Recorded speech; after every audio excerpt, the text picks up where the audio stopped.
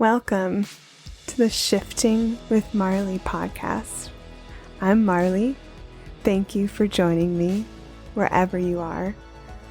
All that I ask of you, the listener, is to have an open mind and an open heart. And in return, I offer you myself.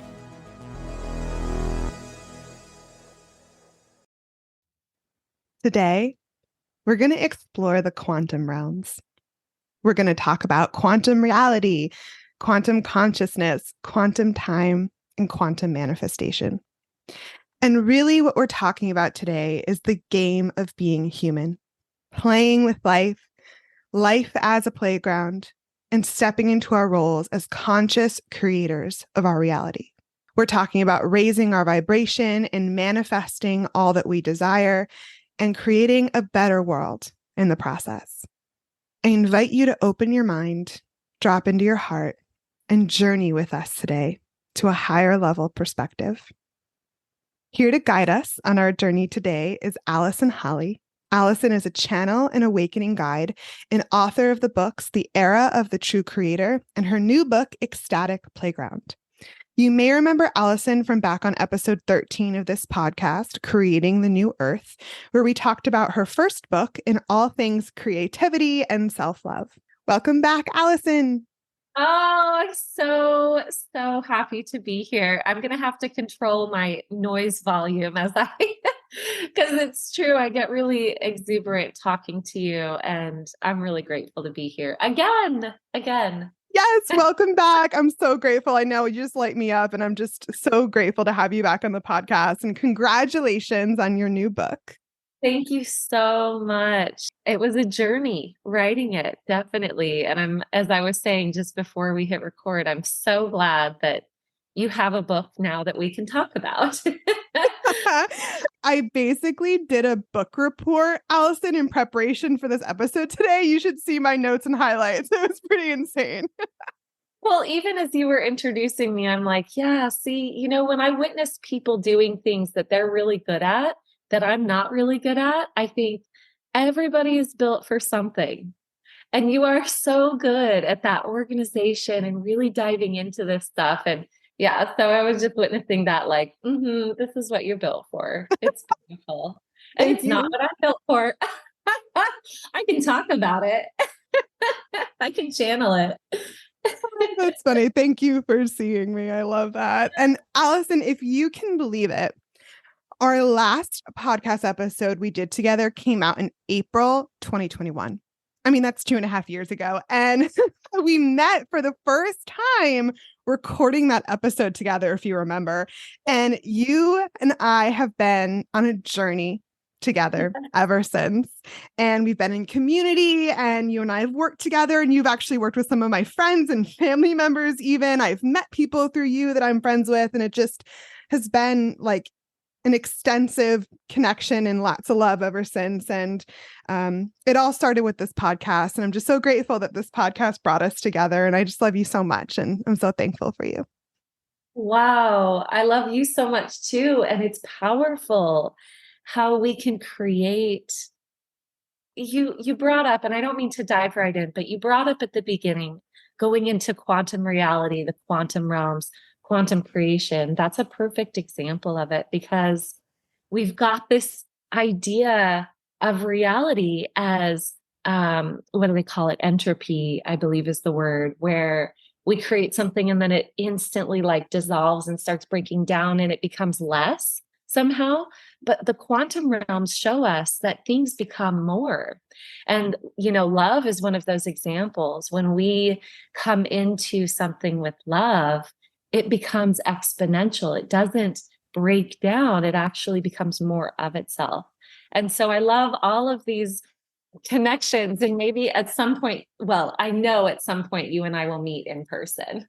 Yes, absolutely.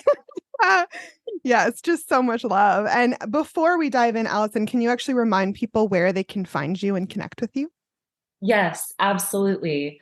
In person and online, I'm everywhere. I'm always traveling. So you never know, I might pop up in your neighborhood. In fact, I'm planning my book tour for 2024. I'm going to be all over the place. So definitely check out your local bookstores. And you can keep up with all of these events by either going to my website, it's AllisonHolley.com.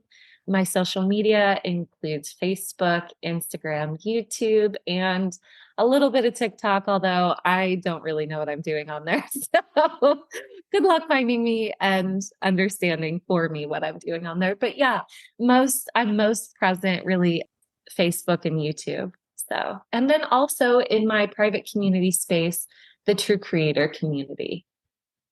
Beautiful. And Allison, I'm so excited to dive into some of the concepts you talk about in your new book, Ecstatic Playground. I thoroughly enjoyed reading it. You know what it felt like reading the book? It felt like an activation. That was my intention, and that lights me up. That's my intention. And I love that I've heard that several times. And it's really interesting, Marlee, because like I said just before, it is a process for me as a human of getting comfortable with hearing that. And I am honored to be a channel for this information. And the book was channeled, right? Yes, yes. I want to also give a shout out to my editor. It was very edited as well. And still, the channeled messages really came through to the level that people are being activated. So it's not as if I went in and channeled the full book. It was multiple different channelings that were fused together and brought together into one message. I love that. And I just love personally, I love channeled books so much. I think because higher level perspectives are my jam. It's basically like my love language. Yes, I'm going to quote you on that. Higher level perspectives are my love language. Bring that. Yes. So I'd love to start today, Allison, talking about play and choice. In your new book, Ecstatic Playground, you redefine play from something that's just recreation, which is a very limited idea of play, to a more expansive view. You say in the book, play is our very existence. It's actually what we're doing here on Earth all the time. Can you please elaborate on this expanded view of play and how it relates to choice? Yes. This has been a journey for me to fully integrate and fully understand. And so I want to put that out first to say, if this doesn't feel, if there's something inside that goes, look, how could I possibly agree with that? Because sometimes these old paradigms, when we're releasing them, it's like really scary. What I've learned is that play is both very activating and it's very uncomfortable to let go of those old paradigms. So I want to share that, yes, these messages are channeled and they are higher level truth. And sometimes it takes a minute for us to go, okay, I get it. Right. But play is our very existence. Play is what we're doing here on Earth all of the time. We don't have that perspective until we have the perspective of knowing that duality is something that's part of the Earth game, right? So when we're playing here on Earth, when we're existing as humans, it feels very real. And that's the purpose. We jumped into the coolest game ever, right? We jumped in and we were like, okay, here's the game. I'm going to go into this denser reality. I'm going to forget that I'm the all. I'm going to forget that I'm God. I'm going to forget that I am one, and I'm going to fractalize myself and become billions of different humans. And I'm going to have one unique perspective, and I'm going to forget how magnificent I am on those higher frequency levels. And I'm going to jump in here, and all of the pain and all of the suffering, it's going to seem super real. That's the game. It's kind of crazy. It's kind of a crazy game, right? But we can understand that it's a game when we recognize that here on this earth plane, on this human existence level, in the denser frequencies, we have duality because as things move from source consciousness into denser and denser planes, they sort of separate into unique experiences and colors. And so we have duality here where we don't have that from our expanded oneness perspective. And what duality does is it teaches us there's suffering, there's good guys and bad guys. I mean, there's a lot of different ways that this separates.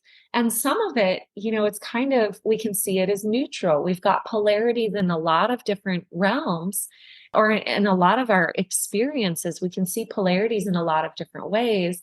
But when we look at it from the binary perspective of good and bad, we dive into a level of unconscious playing where we are making choices based on trying to be perfect, or we're making choices based on trying to be good, right? We're trying to choose the right, and we're trying to have bad guys. We still need bad guys in that paradigm, right? So when we're behaving in a certain way, here are the good guys. And when we're not behaving in a certain way, here are the bad guys.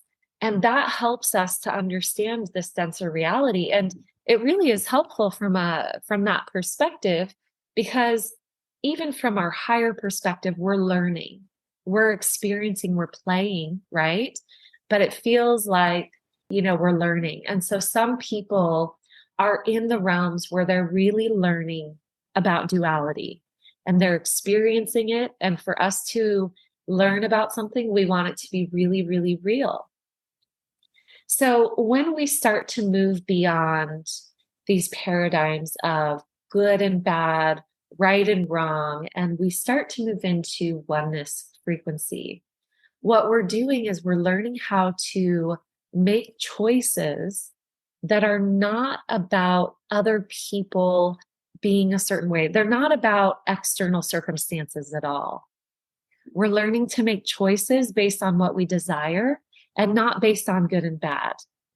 Because good and bad is part of that paradigm that I'm always trying to keep myself safe because I believe that there's something external to me, right? So in each frequency realm, we've got a different understanding of reality. In the denser frequency realms, we've got good and bad, we've got separation, we've got war, we've got fear, we need to keep ourselves safe, all of those things. And trust me, as a human, I play in those realms, and they do feel real when you're in them. And then from a higher frequency perspective, we've got time and how we move through time. And we've got things that are just a little less static. And then we move up to new frequency realms and we start to recognize oneness and divine love, right? So each realm has its own programming, its own way of behaving. And what we really want to do, and my goal for this book, and I mean, I don't even need to have a goal. Scratch that from the record, please, judge. Scratch that from the record. I don't actually need to have a goal, because the beauty of these higher frequencies is that everything that is of our highest good is what is happening. And so what's happening with this book is it's reaching people and it's helping to dissolve some of our attachment to those lower frequency realms so that we can experience the truth on a higher perspective, that we're one, that we don't need protection, that we can choose based on play and joy. And so making those choices from that higher perspective is what the book is helping people recognize. I love this perspective so much, Allison. It really excites me. And it's all a game, right? Our souls are just here in Earth School playing a silly game, pretending to be human. I mean, it's so silly, right? You say in the book, we're playing human. It's so silly. It's so silly. And I was on the phone with a friend just last night, laughing and crying. And she was reminding me, I was like, I just don't get it. And she goes, and you'll never get it. Ha, ha, ha. Right. And we both just erupted in laughter while I'm sobbing, because from my human experience, I'm having this thing happen and, oh, it's so serious. And I have these attachments, and it's like, okay, it's really a big cosmic joke. And we're not meant to get it, right? We're not meant to get it from the human perspective. She's like, and then when we get it, we die. Ha ha ha. Shout out to my friend Monique, who really walked me through that last night. But it's really a powerful experience to tap into the realms of the cosmic joke, Near the end of the book, I really talk about the cosmic joke and how it's so funny. It's so funny. There's a type of laughter that comes from some of these ecstatic activations that truly sounds like we've all lost our minds because we have. Because we have. Right? Because our mind is built to maintain parameters and paradigms and the things that help us repeat our reality so that it feels consistent and we believe it. And so when we start to move into these higher frequency realms, our mind is like, wait, this doesn't fit the program. And then we're like, right? The mind starts freaking out. But the truth of us, that cosmic energy starts to move through us, and it creates this powerful giggle, this laughter that when you feel it, not to go too off tangent, but I've definitely had multiple what I call laughter orgasms, right? Where I am laughing from a place where the laughter is moving through me and I'm just a vessel for it. And it's actually shifting the cells in my body. It's activating my DNA. It's a powerful experience. So yes, recognizing that we're playing. And one of the ways that we can really access that level of play is by returning to our childlike nature, to recognize that, one of the things that I used to love to do when I was a little kid was I like to create games that other people could play. Literally, I was one of those kids. I would write plays for the neighborhood kids, and then I'd be the director, and I'd have everybody get into costumes, right?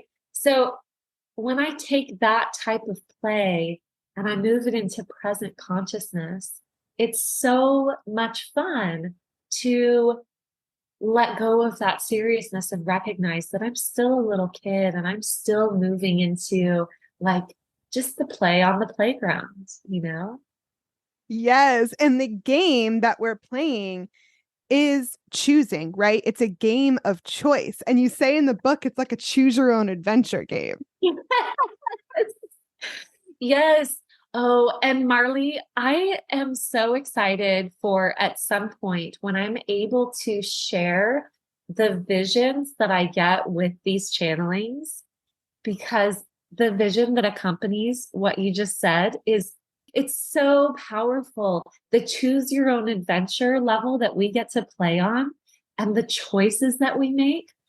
Let me see if I can describe it to you. It's like the cover of the book, right? It's like multiple different rainbow prisms being sent out in different directions with this multidimensional web that is activated by our choice. And somehow it all always leads us back to center. It's the most incredible thing to witness on a visual dimensional level. I just wanted to share that because it's so exciting. And at some point, hopefully I'll be able to actually portray these things visually, or maybe we'll just all channel it, right? But it's powerful when we jump into this body and we experience this whole landscape of play that we have, this playground that we have. We are trained into this idea, like I said before, that it's about choosing the right thing. And we break it into this binary of I'm going to choose the right thing. And then we start doing control. That's where control paradigms come in. We also start to get into perfectionism, and that's where all of that comes in. And so many of these things that really just keep us locked into that paradigm. And we start to make choices based on right and wrong. And we really try, and it becomes very separated, right? And so when we start to expand in our frequency, we start to recognize that it's not about choosing between right and wrong. It's about choosing, again, what we decided that we wanted to choose when we created our divine template before we incarnated. So I'm going to try and bring all of this together. Each of us has a divine template. And what we did was before, and I put before in quotes because time is like this linear idea that we're functioning under now, but really it's all in the moment. It's all one.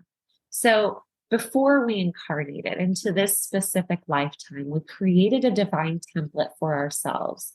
And this divine template is encoded within us. It's every aspect of our body, our energetic field, and it moves through time, right? It's not a static thing. And what that divine template does is it says, this person wants to experience these energetic lessons and wants to witness certain things and wants to play in these specific ways, right? For some people, it's a bit more specific, but it's not specific in the way that we think. It's not specific in that, we need to take 3 steps to the right and 1 step to the left in order to fulfill our divine purpose. It's far more open-ended than that. And how we activate our divine blueprint is through choosing. We actually have so much choice available to us. And a lot of times that's why we create and recreate the binary of right and wrong, because we have so much choice that it can be a bit daunting. But here's how we get past being overwhelmed by our ability to choose. If we take away the binary of right and wrong and we just recognize that we're here to choose, we can recognize that choosing from our joy is going to bring us into our divine template, because our divine template is really the highest frequency version of who we are. And this is the trick. It's also inevitable. We kind of can't choose outside of that. And that boggles the mind, but when we let go of that binary of right and wrong, it's sort of like untying a rock from our foot when we're in water. We actually just float into the frequency of who we are. And we don't need to be worried about missing things from this perspective because we're in quantum time, right? Because the moment that we make the decision for something, the moment that we choose something is when it occurs. It's right then and right there on a vibrational level, and then it moves into the physical. So I'm kind of jumping around, but there's so much that I want to express about all of this. So hopefully that lands. Yes, there's so much to unpack there, and we're going to get there. And where I want to start with all of that, to organize it, right, Allison? Yes. So a lot of what we've been doing up until now, from my understanding, is basically unconscious playing and unconscious choosing, right? So the goal is to start consciously choosing and consciously playing. The goal is to become conscious creators of our reality through choosing our joy and choosing our desires. But first, what are some of the barriers and limitations beyond the binary of right and wrong, keeping us from playing and choosing consciously at these higher level expanded perspectives? Yeah, beautiful. The barriers that I witness in myself and in other people are things like, I just, mentioned them. I've mentioned them several times because I witness them so frequently in myself and others, right? What keeps me from playing? Before I go into those specifics, I'm just going to offer to everyone who's listening, just for a moment, tune into the question for yourself. How can I play more with this? With anything, choose something. How can I play more with my life experience is the really broad way that we can look at it. How can I play more with this? What you'll notice, and I don't want to interrupt anyone's process, but what you'll notice when you do that is there's this moment of expansion into joy. Like, oh, is it really possible? Can I really play? This excites me. And we feel that instantly. And then what comes in right after that? And that's what we look at. That's what we look at, right? And that's what tends to keep us from playing. It's the idea that we have to be perfect. That's a big one. That's a big one. We're like, oh, I can't play because I have work to do. It's like being a little kid. No, I can't go outside because I didn't clean my room, right? We're taught this very early on. We're also taught that to be big and bright and shiny will make people upset, that it will hurt other people. This was a lesson that I actually misinterpreted and learned in the womb. And I channeled about this because I had lots of health issues. So I was channeling and looking into what created those health issues. And what I saw was that in the womb, the moment that my soul went into my mother's womb, I pulled my light in because I was so afraid of hurting her with my light, because my light was big. We're big. We're all big. Like, this is a powerful light. And the interesting thing is that because I learned that so early on, and, it's kind of like coming into a psychedelic trip when we come into these earth frequencies, we're like, wow, right? And we're like, what is going on? And it's just so dense. So we start to believe some of these things. We misinterpret the energetics because there's so much separation that we start to internalize these misinterpretations. So the misinterpretation is, I have to be perfect. I can't play because it'll hurt people somehow. I've got to control myself and others because I've got to be safe, because I'm a limited human, because I've got to make sure that, I protect myself from XYZ, right? Because the game is very real when we're playing it. Some of the other things are, it's confusing to be in separation. It's confusing to believe that I have needs that are unique to me, and I get really attached to those needs. And then I separate myself further. I separate myself from you. I forget that we're all God, that we're all just playing a big game, right? So there are a lot of different paradigms, and it's going to look a little bit different for everyone. But really, the way that we can kind of investigate that is to go into that question: how can I play more with this?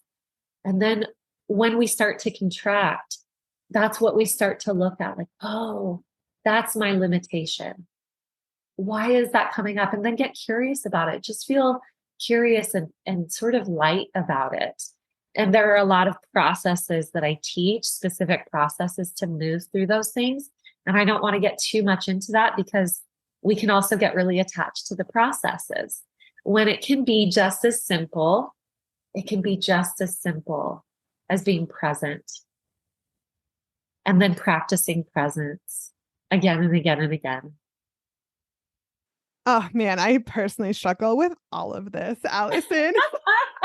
Welcome to human being. I know. And some of the other kind of barriers and limitations you talk about in the book that I'm just going to bring up briefly: fear of the unknown.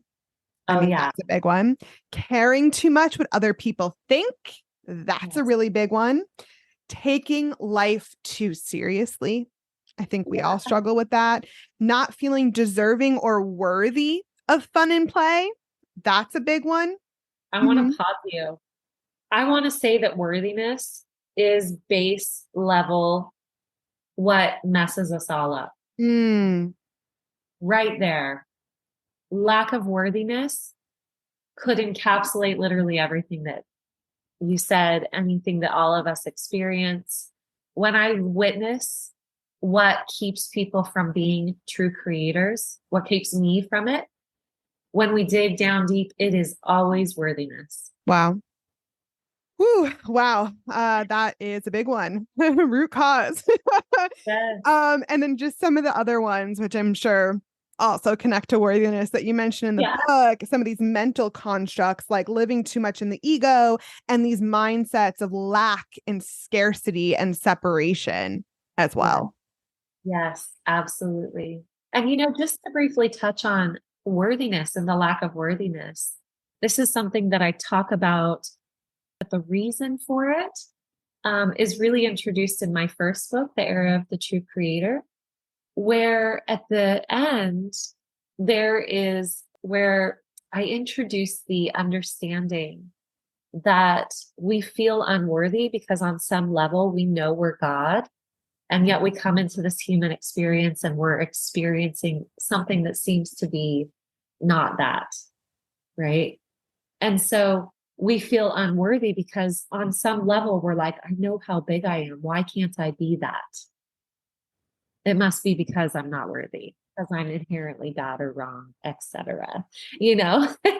And so, yeah, I just kind of wanted to flesh that out. You know, it really goes back to what we call original sin, or even if we haven't been taught in that Judeo-Christian original sin ideology, it's sort of something that is inherent to jumping into the human realms from being the all that is. And then we come into this limited perspective and we're like, why can't I command things into existence? Why isn't it working? Because we're playing the game of separation. Then we don't feel worthy of everything that we are worthy of, you know? Wow, that just blew my mind.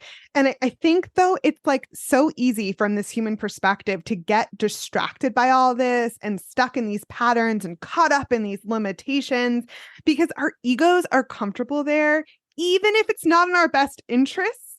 The ego Yeah. likes familiarity, so it's comfortable there. Yes. Yes. Absolutely. And I want to touch on what you just said, that we get distracted by it. Do you remember the part in the book where I talk about distraction? And there's no such thing. There's no such thing. Okay. So everything that feels like a distraction, this is again, it's part of this belief that we can do something wrong. We can't. Right? Right. It's like, oh, we just gotta like really hold that one. That's a big one. You know, who knows? We might be learning that for the rest of our lives. We can't do anything wrong. And so if we feel like we're getting distracted, there are a couple of reasons for it. The distraction is either inviting us to heal or whole something within ourselves, right? We keep getting distracted because there's a glimmer of something over here that's trying to get our attention because it needs to be loved. It needs to be addressed and loved. Or a distraction is coming into our lives to teach us that we just need to play. What happens when I'm working too hard is I get distracted and something doesn't work and I get all frustrated. It's like, no, that distraction is like play. It's supposed to be easy. It can be easy.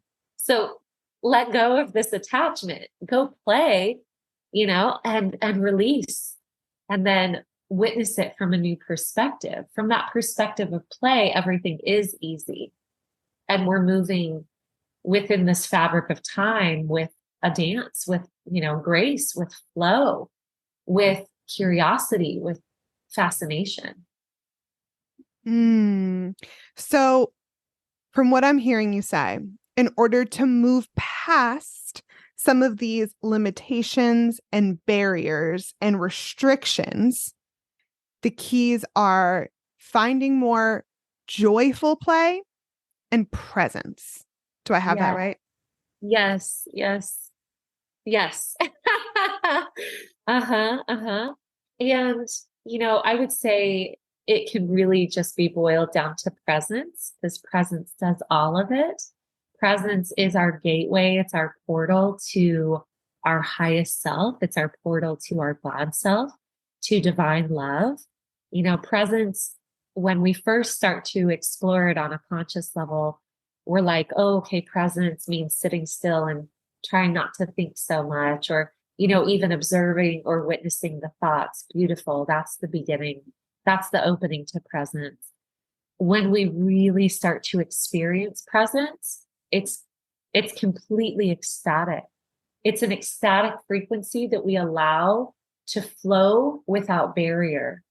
And in that sense, we can be highly present and still moving through our lives. And we practice it with meditation because that helps, because we've been trained and trained ourselves into a lot of ways that sometimes we just need to sit down and be like, okay, We're just going to stop for a minute and I'm going to practice presence.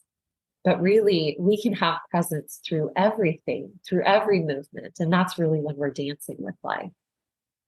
Presence is the portal. Presence is the gateway. Yes. And I just want to bring up as well, finding more fun and joy in the unfolding, because you say in the book, just because we're playing doesn't mean we're having fun. Yeah. I'm always just coming on here laughing like a crazy person. Like, isn't it a joke? Isn't it silly? Yes, it's silly. It's funny. Just because we're playing doesn't mean we're actually having fun. I mean, we can bring it back to the example of us when we're little kids, right? How many of us got frustrated, even as little kids? We're like in the sandbox and we're building a sand castle or whatever. And we've got this whole thing going on and it's so cool. And then somebody comes by and they don't even do it intentionally and they just mess up our whole sand castle. And we're like, wow, you know? And it's all of this frustration comes up because we had the game and we had it right, you know? But how do we move into consciousness with the level of the game? And how do we then have fun with it? First step is really that we start to recognize that it's a game, because that instantly just kind of cuts the cord of attachment to so many things. It's like, oh, right. It's like my friend last night, you know, she just literally, I'm crying. She's laughing like a maniac. And I'm like, I choose my friends well, you know, I love my friends because she's like, I'm sorry, I'm laughing. I'm like, please keep laughing. It's not so serious. It's not so serious. And I need that reminder. And I welcome that reminder, because there was a period of time when I really first started channeling for people where every time I would close my eyes and channel and get into those higher frequencies, people would ask me such serious questions and I would start laughing. And I would have to tell them, I remember I had to start setting up before I went into channeling. I had to start telling people, like, okay, I might laugh or I might cry. It's because ecstasy is moving through my body. It's not because I'm not taking you seriously. It's not because I'm not hearing you and I'm not making light of your situation, but kind of, yeah, we're making light of it, right? We're channeling more light into it, which just breaks it all up. You know, that's enlightenment. Like, let's bring the light in. It's not so serious. It's okay. So when we talk about using consciousness as our ticket to really being playful and having fun and enjoying it, right? So step one is recognizing that it's a game. And step two is really, okay, so if it's a game, then there are ways of functioning in this game that are going to really work well. And that's where it gets really, really powerful. That's where I'm like getting chills myself, because with the people who are in my course, The Laws of Creation, it's now called the Limitless Creator Program, because I really wanted to speak to what we go into. I call it the level of Doctor Strange. You know, I've heard people talk about moving into the realms of being a Jedi. It's that. It's Doctor Strange. It's all of these things that we used to think are unbelievable. It's the sixth dimension, you know, and we're starting to really consciously move into that. So to bring it back, there are ways of operating in this game that are going to optimize the game for us. And those ways are contradicting. They seem to contradict what our paradigms currently are, right? We can play with this game more adeptly by being very present. And it's hard to do that because that's so simple. How could that possibly help? How could that possibly change my reality? Well, that's step one, babe. That's like your first step on that path to being a multidimensional creator. It's presence. Because with presence, like I said, it's a huge experience. It's not just sitting still. It's being activated into the ecstasy that naturally can channel through us, and learning how to then move through this reality with that. That's presence. So we start to learn the rules of the game. And I don't even like to say the rules of the game because it's sort of just, it's witnessing different dimensional spaces and how each one of them operates. It's just witnessing, okay, this is how it operates. How can I optimize this game so that I am creating powerfully? And presence is the hardest one. In fact, I would say what makes presence difficult, it's not presence. It's that we have to surrender into it. That's the rub. That's the hard part. We have to surrender into it. And really what we're doing is we're not surrendering like, oh, I give up. I mean, what we're giving up, what we're surrendering is the old processes that don't work. We're surrendering our attachments. We're surrendering the belief that we have limitation. We're surrendering all that stuff, right? So I know surrender is a really difficult thing to understand because the very thing that we're surrendering is what's trying to understand it, right? Our mind wants to understand processes so that we're safe. And then when we go into surrender, it's like the mind's like, okay, I'll surrender when you tell me what it is, right? Exactly. And it's like, wait, no, that's literally what we're surrendering. I don't know what it is. I don't know. There's a beautiful, powerful force that moves through all of creation, and we can ride that wave, or we can try and control everything. And trust me, I've played both sides of that game, and I know which one I prefer.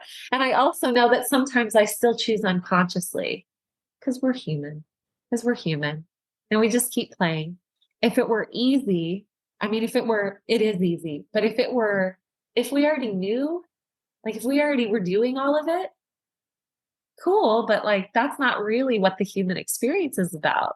The human experience is about coming into this, having everything erased, having this idea, this illusion of limitation seem really real, and then finding our way back to samadhi, finding our way back to the ultimate illumination, right?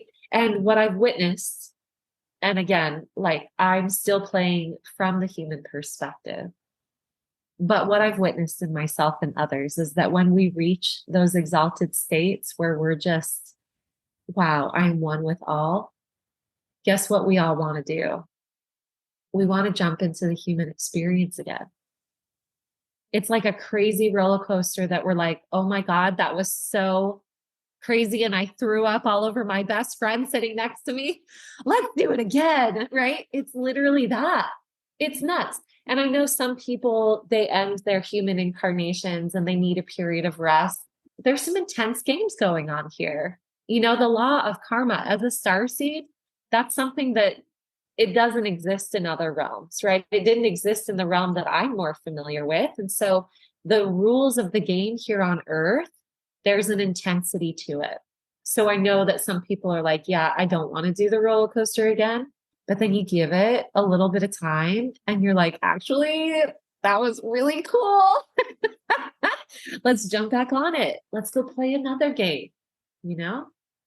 Oh, so that actually brings me to my next question, which is our purpose on Earth. Yeah. It's that simple, right? I mean, it's to learn and expand, right, Allison? It's that simple. It's that simple. And you know what comes through, and the reason that I just kind of sat with that when you said that was the immediate feeling that I got was we know what our purpose is. We know what it is. And so if I'm going to come on here and I'm going to say, oh, your purpose is just to exist. That's true. And some people feel really strong sense of purpose for very specific things. And that's true too. Remember that divine blueprint, right? I have a friend who, and this was something that someone else channeled for him, but I actually intuited a very similar thing for him. And he's like, that reminds me. he had a friend who channeled for him that his purpose was literally to incarnate on different planets and witness the sun. Wow. That's his purpose, to just jump on planets and witness the sun and live lifetimes and witness. What is their sun? Cool, right? Some people are very broad with what their experience is meant to be, with what their purpose is. It's super open. In the book, I talk about divine template, and I talk about open and specific blueprints, open and specific templates. My template is actually very specific. I'm sure there are people who have even more specific blueprints who are going to be like, no, I know exactly what I do every Tuesday and Wednesday morning because it's my purpose, right? It can get really, really specific. But remember, it's an energetic frequency. So at base level, we're all here to channel the fullness of our frequency. And then that light, just like the cover of the book, that divine light, it's going to come from source, it's going to come through this divine template, and it's going to shine out those rainbows specific to the way that we built our template. I know that this isn't a visual podcast, but I'm holding up a crystal, right? This prism, this quartz crystal that I have, that I keep on my desk. It's just like that. No quartz is like any other quartz. This is my divine template. Light's going to shine through it. It's going to fractalize out differently than it's going to do that for you. But it's still, that's the process, right? So how do we know what our purpose is? This is where we really start to get into territory that I've witnessed is the most uncomfortable for people when I teach about it. You just do whatever you want. You do whatever you want, because your wants are actually your roadmap to your divine blueprint. Your desires are the roadmap to your divine blueprint. Just like at the beginning of this, where you brought out your notes and you were so organized and so clear on everything. And I was like, that is gorgeous. And it's you. It's you, right? I don't do it that way, but I love that you do it that way, right? Because there's this beautiful harmony in each of us coming into our divine template. It's what makes, the full rainbow of experiences that we have on this earth plane, right? So each of us is unique. We each have our own blueprint, our own template.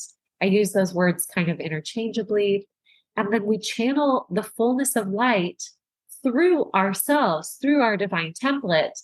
And we witness it's going to create different things for all of us. And how do we know what we're here to do? We follow our desires. That's where it gets uncomfortable. I know I went on this little tangent, but that's where people start to go, wait, I just do whatever I want to do. And then guess what comes up? And people don't know that this is what's coming up, but what comes up kind of under the surface is, I can't trust that. I can't trust what I want to do. I can't trust my desires. And there's so much to dive into there. And this is where I spend the bulk of, teaching when I work with people is, okay, there's your desire. Why aren't we doing it? Well, it's this and this and this. Well, it's like, okay, but your desire is your roadmap. It's not going to lead you astray. It feels like it does at first because we've got a backlog. We've trained ourselves away from our desires. So that backlog is going to shoot out and we're going to be like, see, I told you I can't follow my desires because it just messes everything up. Well, again, we're not here to be perfect. We're here to experience. We're here to awaken. We're here to live our template. Perfection's a myth.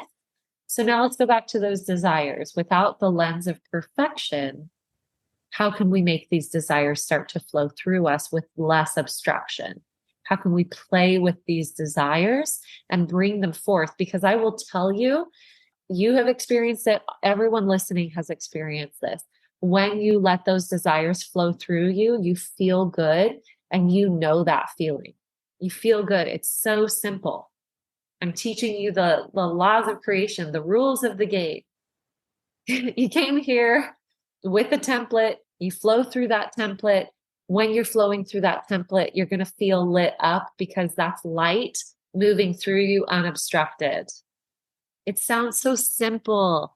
And then we start doing it and it's like, okay, we do get tripped up, but it's simple. It's simple. I love this conversation so much. So this podcast episode is basically a permission slip to follow your desires, do what you want, and take life less seriously. Yes. And cosmically laugh as frequently as you want. Yes. And I just want to kind of summarize what you just said. So collectively, our purpose here on earth is to learn and expand. And you say in the book, our purpose is to exist and our work is to play. But then individually, how do we know what to choose? How do we know how to live out our divine blueprint? How do we know how to live out our purpose? We follow our desires. We follow what brings us joy. And that leads to our purpose individually. Isn't it simple? So simple. And it's fun. And it's fun.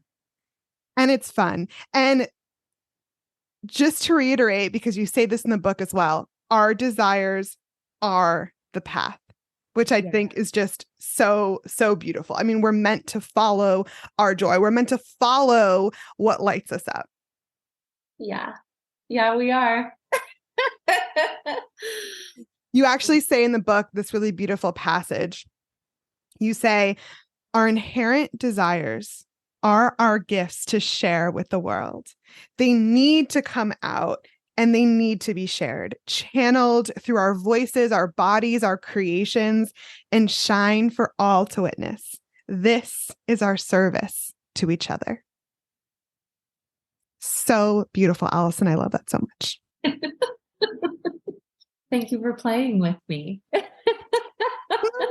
Thank you for playing in general and shining your light. I love you so much.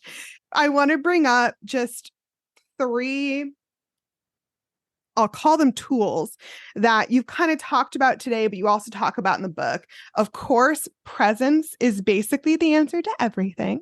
You also say in the book, laughter is the key as well. And also spontaneity, being more spontaneous can help as well. Man, I love that. What I'm saying is when the message of spontaneity came through in channeling, I was like, whoa, we're on to something, guys. Like, keep bringing this through. This is some good stuff. Because spontaneity is actually just channeling presence. It's being present. And it only seems spontaneous to us because we've got so many rigid parameters that we live in. I had a powerful, powerful experience, and it was so simple. The other day, I was interacting with someone who each time I interact with them, I have a specific response that's really uncomfortable. It's been this way for a very long time. I won't even go into it. It's just like, okay, I'm about to go hang out with this person, kind of gearing up, putting on the armor. And then I was like, hold on. My guides have been telling me for a long time, have no resistance. And it's like, ooh, that's one that the mind is like, have no resistance? What do you mean? So I decided to experiment. I took off my energetic armor and I went in and I was like, okay, whatever this person is bringing, I'm just going to let it move, however it's going to move. And what I expected was that it was going to come in and that it was going to hurt me and it was going to move through my energetic field. And then I was going to have to deal with it later. But guess what actually happened? I went into presence and I started witnessing on an energetic level because I'm always seeing energy. I started witnessing that wasn't happening. And my light, just by totally relaxing and resisting nothing, I was doing nothing, Marlee. I wasn't consciously like, I'm going to put up this shield of light. It was like, no, I just completely surrendered. And my light started expanding. And everything within that dynamic shifted in a way that I have never experienced with that person before. I was completely relaxed. I had no resistance. I wasn't upset. I wasn't angry. Nothing was happening. And we moved into a conversation that was so completely different from any conversation that we had ever had. And I felt so at peace, and I didn't have to go home and cleanse, and I didn't have to go home and do it was like, whoa, that's what they've been talking about. Right. So I know I talked a little bit about, not being in resistance, but when we talk about being spontaneous, what comes up is we think, no, I have to have these rigid parameters in order to be safe. I have to have these rigid parameters. That's the story, but we don't. And so when we move into spontaneity, what we're really doing is we're flowing with the moment. We're like, oh, I just randomly want to do this. I'm just going to throw that over there, whatever, and I let myself do it, and I play, and I recognize that one, things are always breaking down and rebuilding. That's part of the earth existence. Destruction, everything falling apart in order to build again is part of what the earth existence is, right? It's all moving and shifting all the time. And all we're doing with spontaneity is we're starting to move into that flow. This is, the Doctor Strange level, where we are witnessing the energies and we are moving with them. And it's sort of like dancing.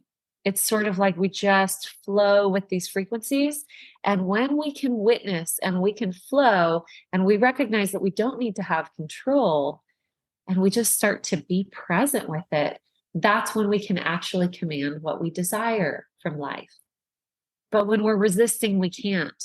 Then we're playing this game where we're just trying to make things fit into a parameter so that we can feel safe. That's the old way of doing it. And I would much rather play with these expanded consciousness abilities. Much rather do that. And it takes some practice. And the practice is really just unlearning all of those rigid structures, releasing them, releasing the attachment, being present, and moving with spontaneity. And it's playful. It's a playful, ecstatic energy. That's the work. And then from that place, becoming more conscious of our desires and then choosing those. Yes. Yes. And I want to just say this about choice too. When we start to flow with these frequencies, we become spontaneous. Right now, when we're in these denser realities and we're witnessing and we're trying to navigate our lives, choice feels like this is a choice and this is a choice and this is a choice. And it feels very active, right? Like I'm choosing this, I'm choosing this. When we go into these frequencies of flow, when we're in spontaneity, the choice is literally made the moment that we think of it, the moment that we are conscious of it. It's not something where we actively go, I am choosing this. And then we take 10 spaces and we fill out a form. It's like, it's so different than that. The experience of choosing becomes, it's as brief as a moment of thought or a laughter or, I'm trying to think of an example, but hopefully I'm portraying what I'm trying to say here. It's like, well, we're literally choosing all the time. It's a choice. Everything I do, it's a choice, everything I do is a choice.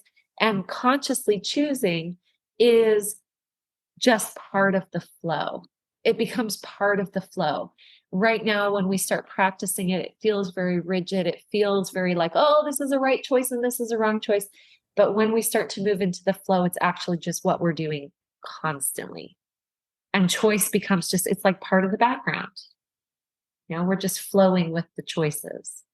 We're just choosing, and it really becomes an active motion of joy and an extension of that frequency rather than something that we're doing really intensely. That's the dance. That's the dance. Mm-hmm. Allison, yes. This all seems like it requires a lot of self-love, self-trust, and self-worth to reach these levels. Yes. Yeah. Yeah. That's tough, right? From these denser realities. Those are tough. It's hard. Well, let me rephrase that. It is. It is. When we are starting to become conscious, like I said, it feels like, oh, we're making this choice and it's so intense and it's so serious. And okay, now I've got to love myself, and loving ourselves becomes this task and this chore. It's really, we're shifting paradigms, right? So I go into this a lot in the Limitless Creator program, but we are shifting paradigms. We are literally shifting the inside. We're shifting the way that we view life. We're changing that. And then everything flows from that. So it really is a lot easier than we're making it most of the time. Mm. And let me tell you that when we're shifting those paradigms internally, the external world moves a lot. And that's where it starts to feel like, oh my God, it's crazy what's going on, and it feels scary. And it's like everything's changing. Well, it's like the internal, when we shift that internal space, our whole external world shifts because we're creating our external world, And so really what's happening is we're shifting the internal paradigms. And we don't need to focus on some of these.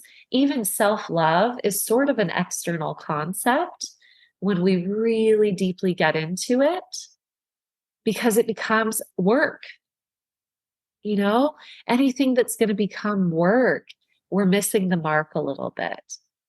And that's why, it's so simple. We bring it back down to presence. And there are so many processes that we can use to help us. There's billions of ways to meditate. There's billions of ways to move into the present moment. There's billions of ways to heal ourselves. There's billions of ways to interact. There's billions of ways to understand this life process and to move into our purpose.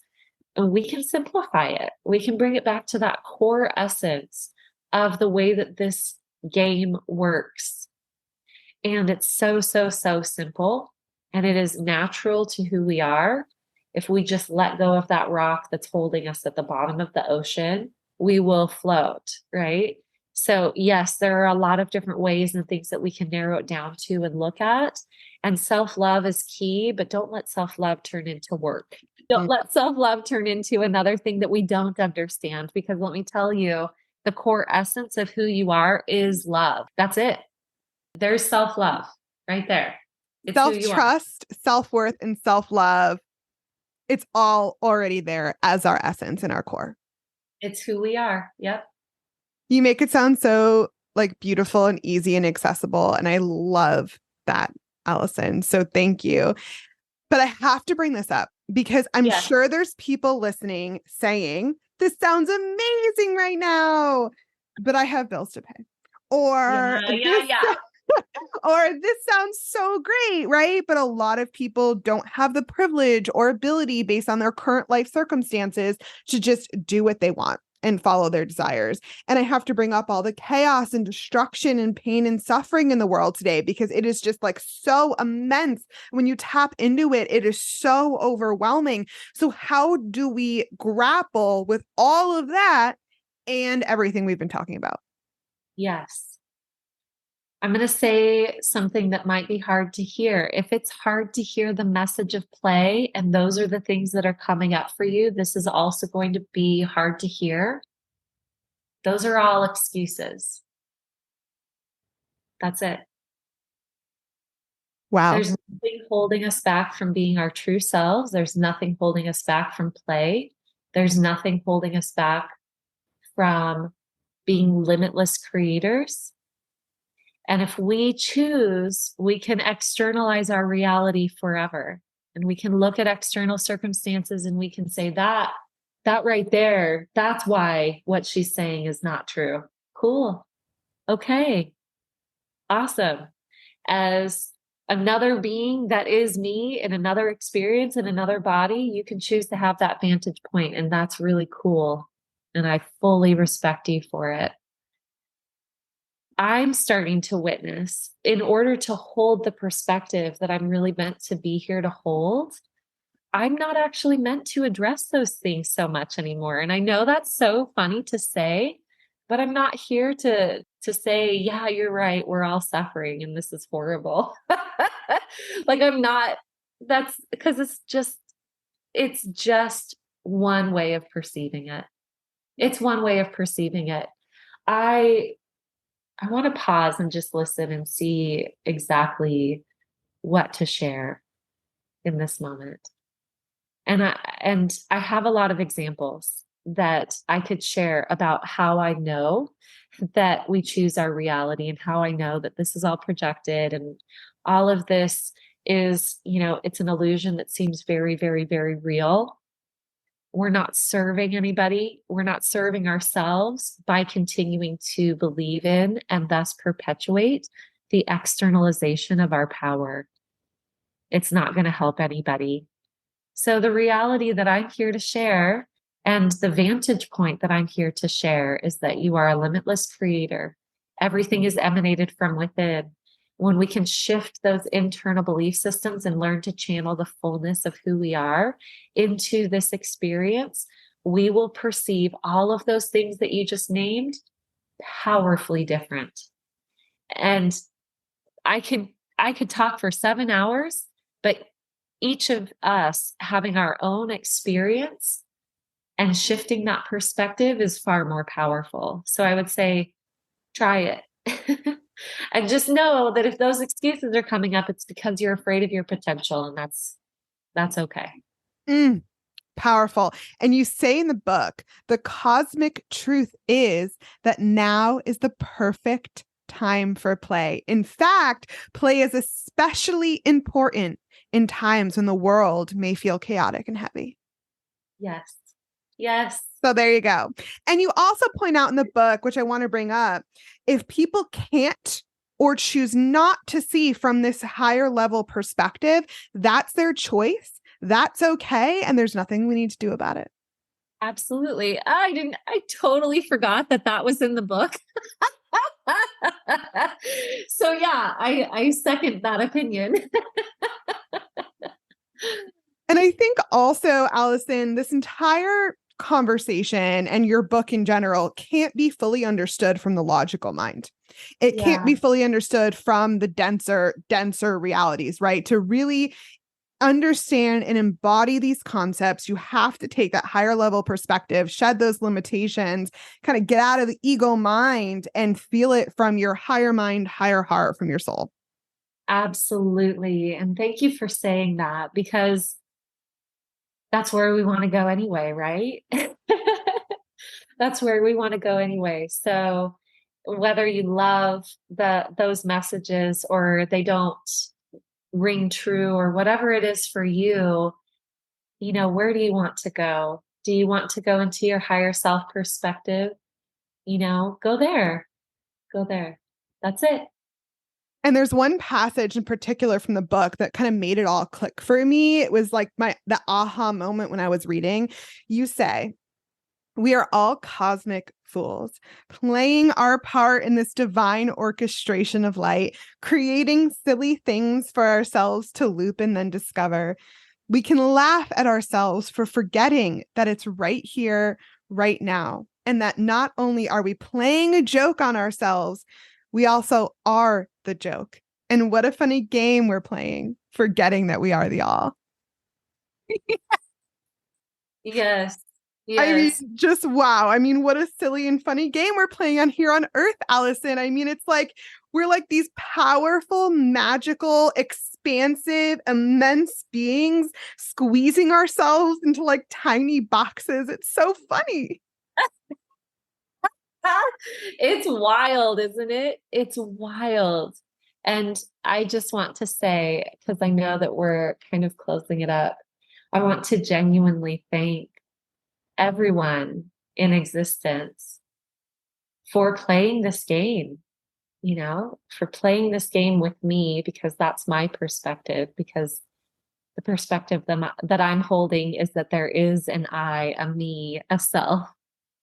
And I'm really grateful for all of these parts and pieces of source coming in and playing this game from all of our unique perspectives. It's so powerful. And I am so grateful to each of you for existing at this time on earth so that we can all play together.